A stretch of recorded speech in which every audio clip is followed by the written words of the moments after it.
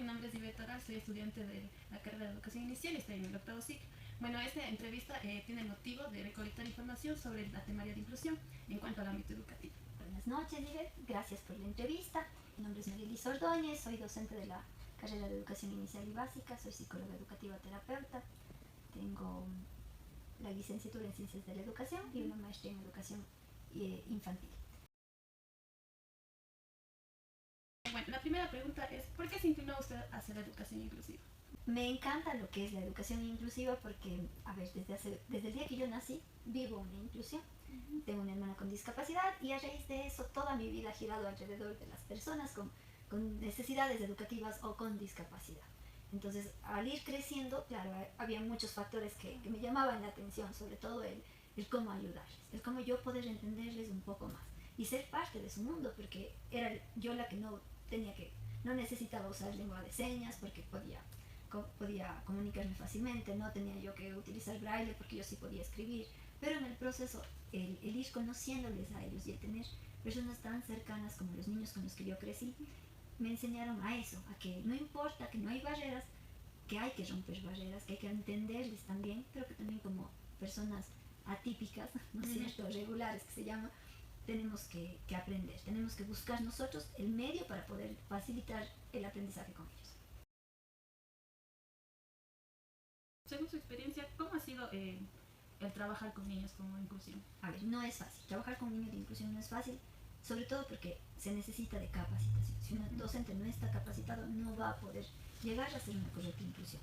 El reto que se tiene, digamos que la formación para trabajar con niños con inclusión, también comienza a cambiar el corazón y nos volvemos más empáticos. Al tener empatía vamos a hacer nuestro trabajo que sea mejor para estos niños y vamos a dar la apertura.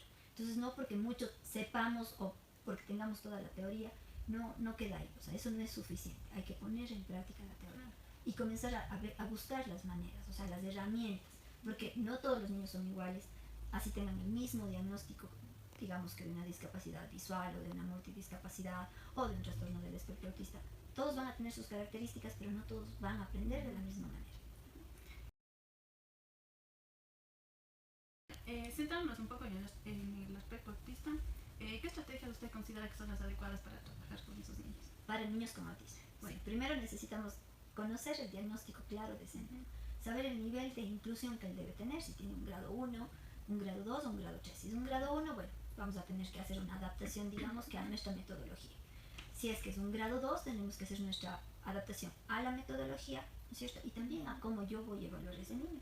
Y si es un grado 3, sí es un reto mayor porque voy a tener que cambiar el currículum para ese niño. Entonces ya no solo mi forma de enseñar, sino los contenidos también van a tener que bajarse o subirse, porque hay los dos casos, ¿no? Los niños con autismo con una discapacidad intelectual y hay niños con autismo con una alta capacidad, que voy a tener que generar aprendizajes más rápidos porque ellos si no se van a aburrir. Dentro de lo que es el aula es importante, uno de los métodos que más está funcionando dentro de lo que es aula y ha facilitado mucho el tener que evitar tantas adaptaciones a los docentes es trabajar con DUA. El reto que nosotros trabajamos con DUA, con los 3 principios que el DUA nos presenta, ¿no es cierto?, el diseño universal para el aprendizaje, también el docente va a facilitarse el manejo dentro del aula, porque ya no está haciendo una adaptación específica para ese niño con autismo, sino está trabajando con la diversidad del aula y obviamente al trabajar con la diversidad del aula, este niño con autismo se va a incluir de una mejor manera. Claro, va a compartir, va a experimentar, va a llenarse con los conocimientos que la docente le presenta desde diferentes ámbitos, que es lo que nos propone el DUO. Con la siguiente pregunta, ¿qué ha sido para usted lo más difícil y lo más hermoso durante todo su trayectoria, su camino? Lo más difícil es encontrarme con personas totalmente cerradas a una inclusión. Es difícil y además es duro. Es duro porque tenemos que confrontar a los papis y decir, no va por aquí, hay que hacer un cambio de institución. Y es duro porque ya los niños están acostumbrados, los papis sienten ese rechazo de hay que cambiar de institución. Entonces pienso que es uno de los limitantes o de las barreras más grandes cuando llegamos a un punto en la educación de estos pequeños que las instituciones dejan de estar comprometidos.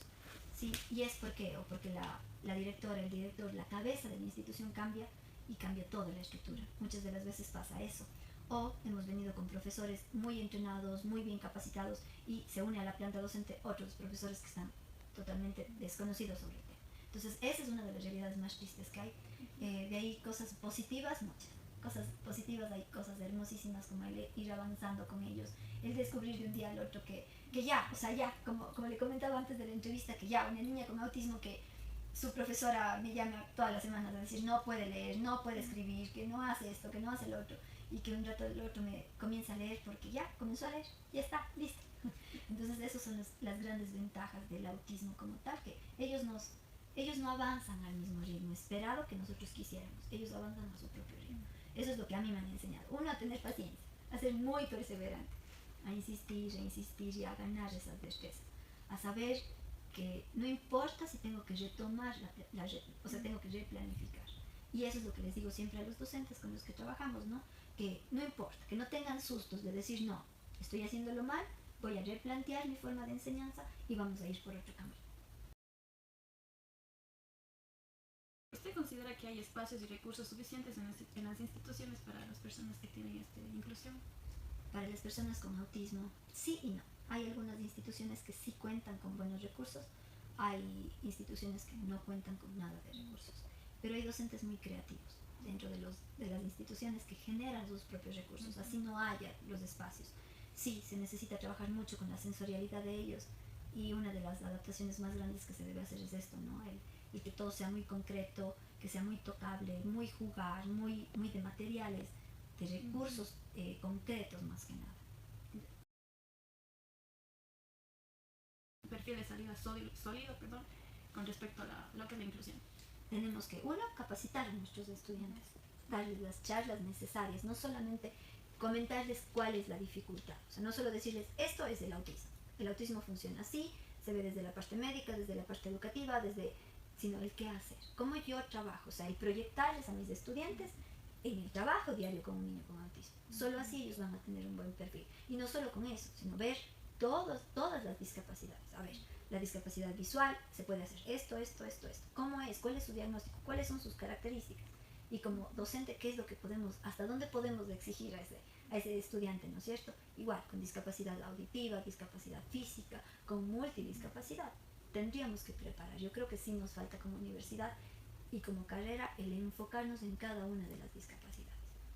Porque si las chicas y los chicos que están estudiando no conocen digamos que todo el panorama del diagnóstico de esos niños, tampoco van a comprender hasta dónde y cuánto podemos exigir. Entonces creo que sí tenemos que generar más espacios en cuanto a socialización, sensibilización, ¿sí? Y también saber y darles herramientas como por ejemplo el DUA, comprender bien cuál es el DUA, comprender bien cómo manejar DUA, ¿no es cierto? Y aparte de eso también las otras herramientas, soluciones pedagógicas dentro del aula. ¿Qué debo hacer? Debo estructurar el aula, debo no empapelar todo de colores, bajar el ruido visual que se llama, enfocarme en ciertas cosas, que no hayan distractores, que se siga una secuencia lógica, que se use pictogramas. Entonces habría muchas soluciones pedagógicas y de herramientas que debemos enseñar a los estudiantes. Yes. Muchas gracias por tener tiempo del espacio. Gracias a ustedes.